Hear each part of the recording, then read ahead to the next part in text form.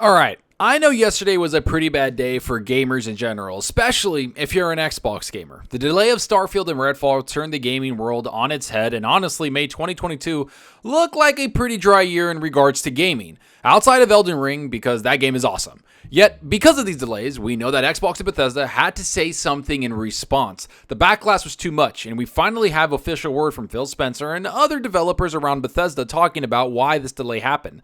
Let's just get right into what is being said and also talk about what's being reported by people covering this delay. Alright, so you know the drill. If you like the content, hit that subscribe button, hit that like button, and if you want to be notified on future content, hit that small little bell icon, and if you want to go the extra mile to support the channel, hit that join button. Alright, let's just get right into this delay, because honestly, it's been the most talked about thing this entire week in gaming. And let's be frank, gaming news in general has been pretty light, especially with developers and studios finalizing some of their demos or gameplay demos they'll be showing at the E3-like events this summer. You know, there's the Summer Game Fest with Jeff Keighley that's going to have a bunch of games on there, and of course the Xbox and Bethesda Showcase.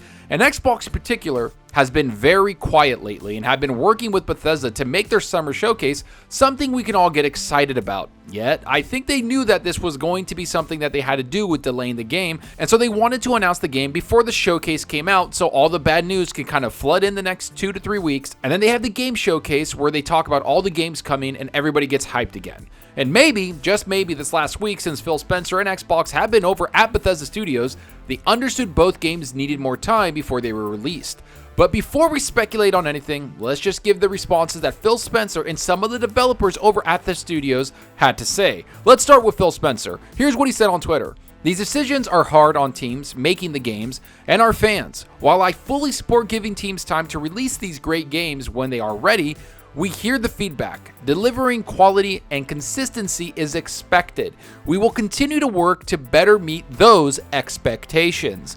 This is something I actually enjoy about Xbox. They actually respond to the feedback that the fans and the backlash are giving them. Now, don't get me wrong, this is all great and all the promises in the world can sound beautiful, but it means nothing if you don't act on those promises and those statements that you put out there. And that's something that Xbox continuously needs to do. I know that last year was great. The end of last year, they brought out 6-7 games that were on Game Pass, and boom, boom, boom, every month we got games that we can play, and I played every single one of them. But delivering quality games, consistent games, should be expected from a company like Microsoft and Xbox. So I understand the backlash they're getting. Some people are even calling this the new 2017 exclusive release date. You know, 2017, which was considered some of the worst exclusives to come out for Xbox in a long time. When in reality, to me, it's a little worse than that. In 2017, we got Halo Wars 2, Forza Motorsport, PUBG exclusive on the console, and a bunch of other smaller games. Now, those 3 games, while people didn't set the world on fire, I actually enjoyed thoroughly, especially Halo Wars 2. So 2022 looks a little bit worse to me. That's something that Xbox is going to have to fight against and fight and combat against so people sign up for Game Pass, go to their platform, and continue to sell their consoles, which they've been doing dominantly for the last couple months. And Phil Spencer knows that. It's why he's responding like he is. It's why they're getting in front of the bad news and talking about this. Which brings me to the developers and what they had to say. Here's what Arcane Studios, the people behind Redfall, had to say in response to all of this. Here at Arcane Austin, we've decided to delay the launch of Redfall. The team needs more time to bring the game to life. Thank you so much for your continued support. Redfall is our most ambitious game yet, and we can't wait to show it off soon. Harvey Smith and Arcane Austin.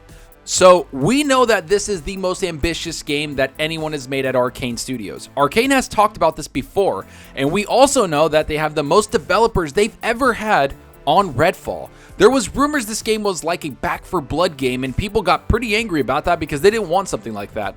Then there was rumors that it was a massive open world game like Borderlands. And honestly, I have a feeling it's going to be one of the biggest new IPs to come out for Xbox and Bethesda in a long time, especially if they go with the big open world Borderlands type of game, except make it a little better than Borderlands. Now, I know people love Borderlands. I get it. Tiny Tina's was great. People loved it. But for me, I'm getting a little tired of that genre. I'm getting a little tired of that game. I want something different. And this vampire game might just be that little cure for me to get back into something like that, especially if it has 4-player co-op. Yet that still doesn't hide the fact that this game, along with Starfield, needs a little more time in the oven. And when you take Redfall and Starfield, you have 2 of the most ambitious games both studios have ever made. Something I think deserves more time for them to work on. Does it suck for gamers and Xbox gamers and just gamers in general? Of course it does, because we were looking forward to these games.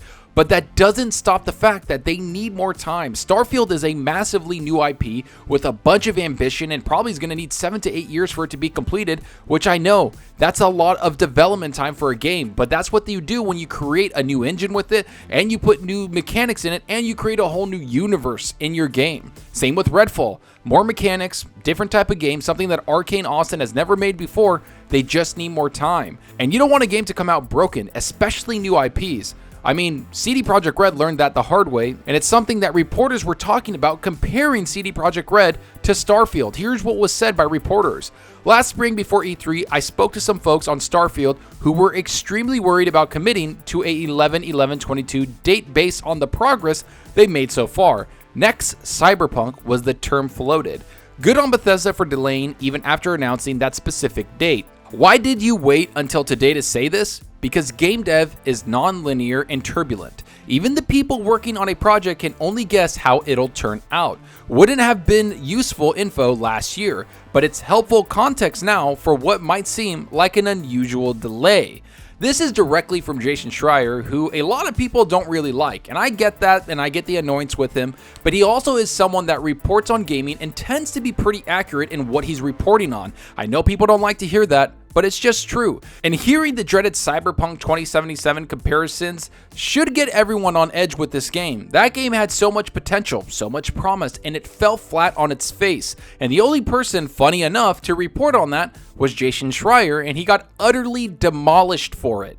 So when he's saying that he's hearing the same thing about Starfield, I tend to listen, because that's exactly what happened with Cyberpunk. And I know that these people don't want to hear that. I know a lot of people don't want to hear that, and fans want to hear that, but that's just the truth. I'm glad the Xbox delayed it. I'm glad Bethesda delayed it. You get in front of it. You can't bring out a new IP that's buggy, broken, and not working. That will destroy the franchise, hurt it, and it makes me kind of go back to what happened with Battlefield 2042, which launched way too early, and where there was reports that the developers were asking for at least 6 to 8 more months to work on the game. I'm sure EA regrets bringing it out, and I'm sure they wish they gave those developers more time to make that game.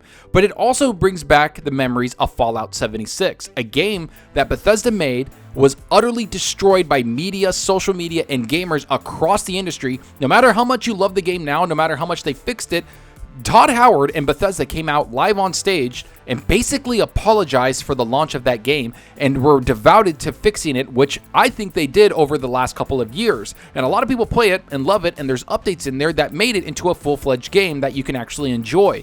That to me is self-awareness. That's what I want to see from Xbox, and that's what I want to see from Bethesda with Starfield. Be self-aware of what it is, bring it out when it's ready, and don't mess anything up, especially when you have Redfall and Starfield, 2 new IPs, probably the first new IPs from Xbox in several years that you want to be hits, because that's exactly how you're going to do it. Be self-aware, bring it out when it's ready, and have the game be in the best shape it could possibly be before you put it in the public's hands. Especially gamers who are ultra critical, because you know what? We're not stupid. We understand when things come out broken, we understand when things needed more time, and we understand when you're trying to get something over our heads. That's not going to happen with us. That's not going to happen with gamers. We're too smart for that. Thank you for delaying it. I understand that it sucks, and I understand that Xbox needs to do better, that Phil Spencer points out that they need to bring out quality games at a more consistent basis.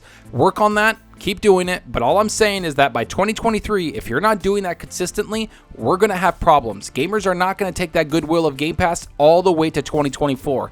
You need games in front of us. We need games that we are playing from your exclusive first party, especially if you're going to have 35 studios working on projects, get some of them out, get better leadership in there so we can work on these things and get games out consistently. But enough of what I think about all this. Tell me what you think. Are you surprised by the delay? Are you surprised by the response that Phil Spencer had about consistency and quality? Are you happy that reporters are reporting on this and being honest about what they've heard about it for a couple months now? Do you think Bethesda were the ones that needed to delay it and Xbox just gave them the blank check to do that? Now, we know this costs money, but is it going to hurt Xbox's holiday season this year? Or do you think they could weather the storm with some third-party games they can sign?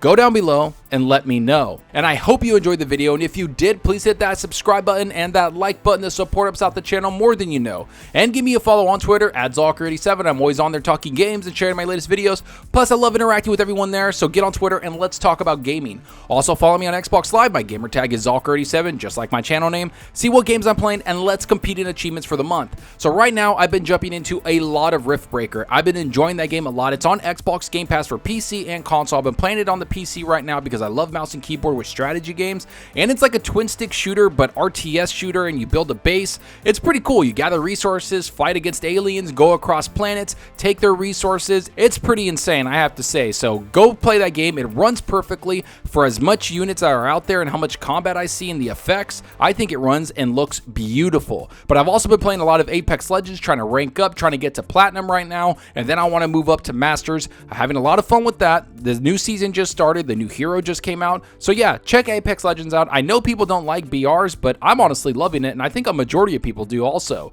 And of course, Assassin's Creed Valhalla. That game is so much fun. It's so expansive. Jumping into that, going into the Norse mythology of it, and just having a blast. But let me know what you're playing. Are you playing something on your Xbox Series X, your PlayStation 5, or are you on your PC playing something?